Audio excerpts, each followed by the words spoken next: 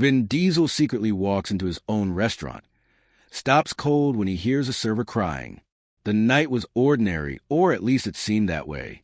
A Friday evening, the restaurant packed with guests, the hum of laughter and clinking glasses filling the air. No one noticed a man who slipped in quietly through the side door, wearing a simple black hoodie pulled low over his face.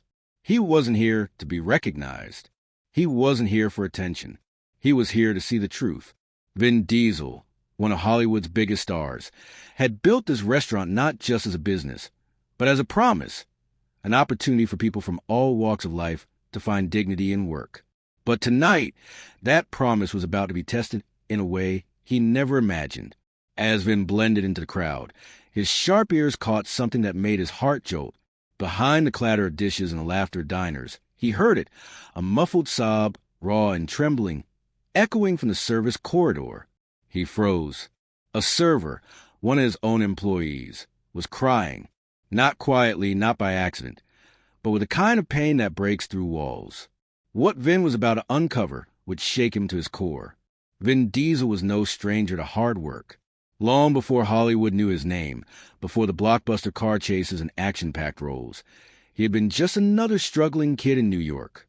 He grew up in neighborhoods where opportunity was scarce and prejudice was everywhere, and he carried those memories with him, like scars that never fully healed. That's why, when his career finally exploded, he promised himself something. He wouldn't just take, he would give back. The restaurant, nestled in a busy downtown street, was his way of keeping that promise. It wasn't designed to be flashy or dripping with celebrity glamour. Instead, it was warm, inviting, a place where families could eat together, where immigrants could find work, where second chances weren't just possible, they were celebrated. Vin had poured not only money but heart into it. He interviewed staff himself, often picking those who others had written off. He wanted it to be different, a safe haven. But running a restaurant wasn't easy. The hospitality world was ruthless, the margins thin, and the personalities sharp. Managers often had the power to make or break an employee's life. Vin knew this, which is why he dropped in unannounced from time to time. He didn't want the team to just perform for him when cameras were around. He wanted to see them when no one thought he was watching. That Friday night, the dining room was alive. Couples leaned close across tables, the soft golden glow of candles flickering between them. Waiters moved gracefully, balancing trays of steaming pasta and sizzling steaks. At first glance, everything looked perfect. But Vin had learned long ago, appearances could be deceiving. Behind the swinging kitchen doors, the pace was relentless. Orders barked out in quick succession. The sizzle of pans, the crash of dishes, the smell of garlic and butter searing in the air. For the staff, it was another storm to weather, another night to prove they could handle the pressure. Among them was a young woman named Amira. She was only 23, an immigrant who had come from North Africa with big dreams but very little support. For her, this job was everything. It paid her rent, kept food on the table, and gave her the hope that maybe, just maybe, she could carve out a life here. She was hard-working, polite, and quick to smile, even when her feet ached and her shift stretched far too long. Guests liked her instantly. She carried a quiet grace that reminded Vin of the dignity his own mother had taught him. But what Vin didn't know, what he was about to find out, was that Amira's shifts had become unbearable, not because of the work, but because of the way she was treated. The restaurant was supposed to be her safe space, yet someone inside had turned it into something darker. It began small. Snide remarks slipped between orders, whispered jokes at her expense, rolled eyes when she spoke in her accented English. Little things, the kind that are easy to dismiss if you're not the one enduring them. But little things add up. They cut deeper each time. By the time Vin slipped quietly into the restaurant that night, Amira had been carrying weeks of humiliation on her shoulders. And tonight, it finally broke her. Vin hadn't come expecting to intervene. He thought he'd eat, observe, maybe shake a hand or two before leaving unnoticed. But that muffled crying he heard from the corridor wasn't something he could ignore. It wasn't just a sound of pain. It was a sound of betrayal, echoing inside a place that was supposed to mean hope. He tightened his jaw, his pulse quickening. Somewhere behind those walls, one of his employees, one of his family, was hurting. And if there was one thing Vin Diesel could never stand for, it was injustice. He took a slow, steady breath and stepped toward the sound. Vin's footsteps echoed softly as he moved down the narrow corridor toward the sound of crying. The hallway smelled faintly of cleaning supplies, and the muffled chatter of the restaurant faded behind him. He paused, listening. The sobs were coming from the small break room, the place where staff retreated for a quick breath between shifts. He gently pushed the door open just enough to see inside. There she was, Amira. Her apron was crumpled in her lap, her face buried in her hands. Shoulders shaking, mascara smudged. She looked like someone who had fought hard to keep her emotions hidden, but had finally broken. Vin's chest tightened. He was about to step inside when a voice pierced the silence behind him. Still crying? Pathetic. Vin froze, his fists clenching. A tall man in a manager's uniform, Craig, the shift supervisor, stood leaning against the doorframe. His tone dripped with disdain, his arms crossed in arrogance. Amira flinched at his words, wiping her face quickly as though she didn't want to give him the satisfaction. "I'm sorry," she whispered, her voice trembling. "I'll go back out. I just needed a minute." Craig scoffed. "Needed a minute? You think customers care about your feelings? You're lucky you even have this job. Half the time your English is a mess. Honestly, I don't know why they even keep you here." The words hit like daggers. Amira's lips quivered, but she said nothing. She had learned long ago that talking back only made things worse. Vin felt heat rising in his veins. He wanted to rip off the hoodie, step in, and end this right there. But instinct told him to wait, to listen, to understand just how deep this poison went. As Craig continued his tirade, Vin pieced things together. The man wasn't just cruel. He was targeting Amira because she was different, because she was foreign, because her accent and skin marked her in his narrow world as less. And it wasn't just words. Later that night, Vin watched from the shadows of the dining room as Craig deliberately assigned Amira the hardest sections, tables packed with demanding guests, while giving the easier ones to others.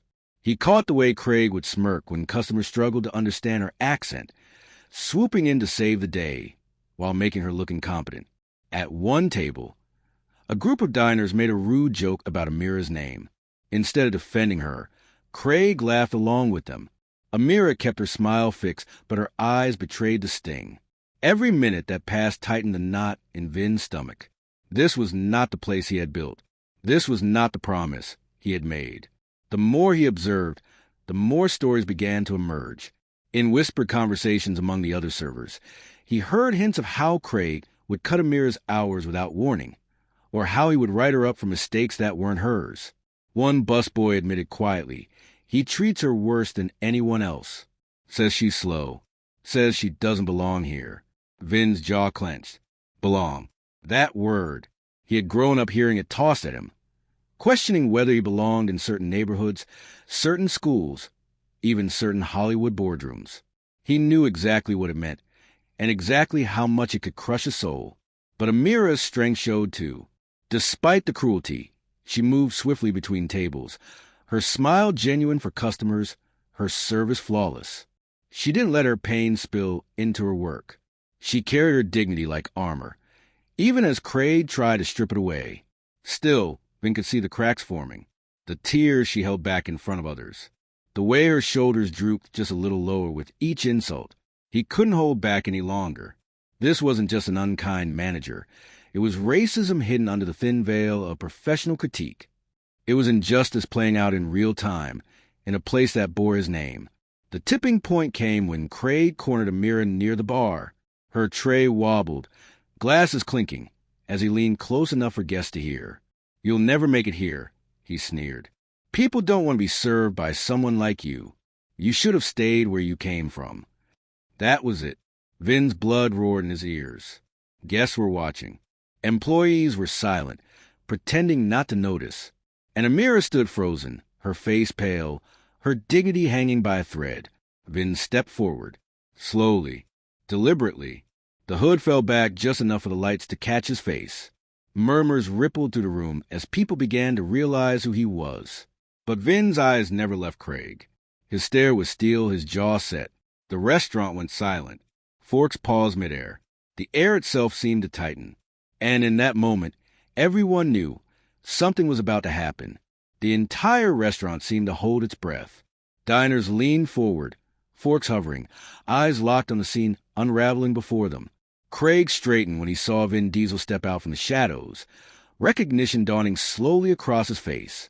"Mr. Diesel, sir, Craig stammered, his arrogance faltering. But Vin didn't let him finish. His voice cut through the silence like a blade, low, steady control, but carrying the weight of a storm. "Is this how you treat people in my restaurant?" The words echoed, sharp and unforgiving. Craig opened his mouth to respond, but Vin's gaze pinned him in place. It wasn't the glare of a movie star. It was the stare of a man who had fought for every inch of respect in his own life, and who would never stand by and watch someone else be torn down. Amira stood frozen, her tray still trembling in her hands. She looked from Vin to Craig, disbelief written across her face. She hadn't even known he was there. Vin stepped closer, his broad frame towering over the manager. "I built this place so people like Amira could have a chance. So no one would be judged for their accent, their skin, or where they come from. And what do I find?" His voice grew louder, firmer. "I find a man who wears the title of manager but acts like a bully, a coward, someone who thinks power is the right to humiliate." The silence was broken only by the clinking of a glass as a diner set it down. All eyes were glued to the confrontation. Craig's face flushed. "I was just keeping standards. She struggles sometimes." "Struggles?" Vin snapped, his voice thunderous now. He turned slightly, gesturing to the other staff. "Who here works harder than Amira? Who here carries herself with more dignity, even when she's treated like less? Don't you dare stand there and twist this into her weakness. The weakness is yours." The words landed heavy. A few of the staff shifted, nodding subtly, their fear breaking into quiet courage. Craig's composure cracked. He tried to laugh it off, but his voice shook. "Come on, sir. You don't understand. Customers complain. She doesn't fit in here." The phrase was poison, and Vin's expression hardened further. He leaned in, his voice dropping low, every syllable deliberate. "She doesn't fit in? Let me tell you something. I grew up being told the same thing, that I didn't belong, that I didn't fit. And I learned something along the way. The only people who ever say that are the ones afraid of losing their own place." Gasps rippled through the dining room. A few diners even clapped softly, unable to hold back. Amira's eyes welled with fresh tears, but this time they weren't from humiliation. They were from the shock of being defended, of finally being seen. Vin turned to her, softening his tone. "You don't owe anyone an apology.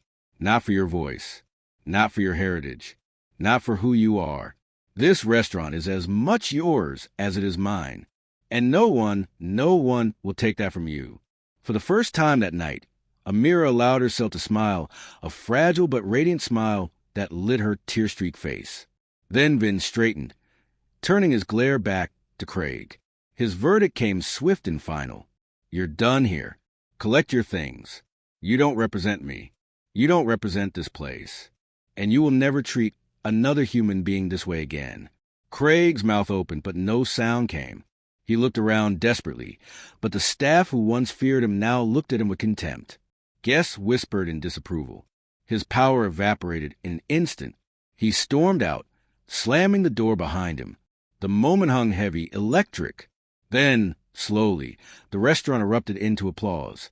Diners stood, clapping and cheering. Some shouted Amira's name. Others reached out to pat her shoulder as she stood stunned in the center of it all. Vin didn't raise his hands for the praise. He wasn't here for that. His eyes stayed on Amira, steady and reassuring. Tonight wasn't about him. It was about her. About everyone like her who had been made to feel small. The climax wasn't just a fall of a bully. It was a reclaiming of dignity, right there in the middle of a crowded restaurant. The restaurant gradually returned to motion, but the air was different now, lighter, freer, as though a shadow had been lifted. Diners smiled warmly at Amira, some even raising their glasses in a quiet toast to her. Staff members approached her, offering hugs, pats on the back, or whispered apologies for not standing up sooner. For the first time in weeks, Amira felt the weight of isolation fall away. She was no longer alone. Vin stood nearby, watching the scene unfold with a heavy but proud heart. He knew that moments like this mattered far beyond a single restaurant. They carried echoes. They reminded people of their worth, their rights, and the truth that silence in the face of injustice was never an option. Later that evening, after the last guest had left and the dining room had quieted, Vin asked Amira to sit with him. She hesitated at first. She still couldn't believe the events of the night. But eventually she joined him at a corner table. "You don't have to thank me," he said gently before she could speak. "What happened tonight wasn't about me being a hero. It was about making things right. About making sure this place lives up to what was meant to be." Tears shimmered in Amira's eyes as she whispered, "All I ever wanted was to belong, to work hard and be treated fairly." Vin nodded, his voice soft but firm. "And you do belong. Not just here, but anywhere you choose to stand. Don't ever let anyone make you question that again." The words sank deep into her heart, planting seeds of confidence she thought she had lost. For the first time since she'd arrived in this country, she felt more than just a worker surviving shift to shift. She felt seen. She felt valued. In the days that followed, word spread about what had happened that night. Some guests shared their experience online, praising Vin not as a celebrity, but as a leader who defended his people when it mattered most. The story rippled outward, sparking conversations about how often such discrimination went unseen in workplaces everywhere. Inside the restaurant, changes were immediate. Vin implemented stronger policies, ensuring that respect wasn't just an expectation but a requirement. Staff members, emboldened by what they had witnessed, became more supportive of each other. And Amira? She flourished. Her confidence grew, her smile brighter, her laughter easier. Guests noticed and many returned, asking specifically for her tables. As for Craig, his absence was barely felt. The fear he once inspired evaporated, replaced by a stronger sense of unity among the staff. It turned out the restaurant ran smoother, more joyfully, without his toxic presence. But the deeper impact was harder to measure. It was in the way Amira walked a little taller each day. It was in the way her coworkers began to speak up when something wasn't right. It was in the way guests, having witnessed a confrontation, seemed to carry the lesson with them into their own lives. Because racism doesn't always roar. Sometimes it whispers in jokes and mistakes, in dismissive tones. And too often people look away. But not that night. That night, a line was drawn. Before closing time a week later, Vin gathered the entire staff.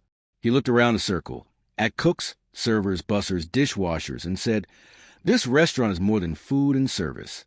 It's family, and family means respect. If you ever see anyone being treated unfairly, don't wait for me to show up. Stand up for them. Stand with them." His words lingered long after the meeting ended, and for Amira, that night became a turning point. She no longer questioned her place. Instead, she dreamed bigger. Maybe one day opening her own cafe, a space where others could feel the same safety and dignity Vin had restored for her. The ripple of one confrontation turned into the wave of a new beginning. And so, the story leaves us with a question. When you witness injustice, big or small, will you stay silent? Or will you be the one who steps forward, like Vin did, and choose to make it right?